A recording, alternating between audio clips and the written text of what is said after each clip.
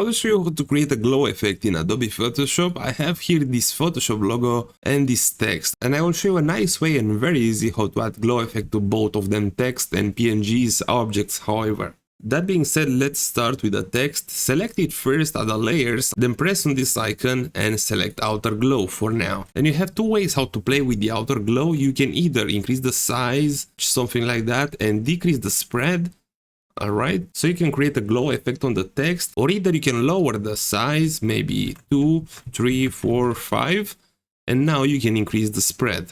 Alright, so you have two ways how to play with this, but as I want to add a glow effect, I will increase the size to something like that, and let's decrease the spread. That will do it. The opacity, we don't have to play with this, and now we can make it even better than that. So again, let's go to that menu and select inner glow now.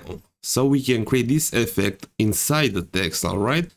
We have here opacity, the size of the inner glow, and some other settings which will barely touch it. So the choke 0, size, let's see, I think to something like that. And let's decrease the opacity now. So we can give this inner glow to the text. Together with the outer glow, you'll create a very nice effect to the text. So this is about the text. Let's see how we can do the same thing but with a logo, a PNG, an object.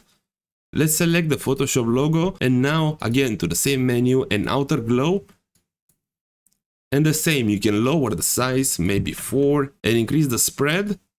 Alright, or you can do the opposite, increase the size and decrease the spread, so it will give this nice glow effect to the object. Let's do something like that. The opacity, we don't have to touch it. Let's apply some inner glow also to the object, and let's see how to play with this. The size, maybe something like that. This is the choke if you're curious, but you'll barely touch it. Let's go to the 0 with this. Noise, again, you'll barely touch it. Let's decrease the opacity now, I think to something like that. And we created some very nice glow effects in Adobe Photoshop.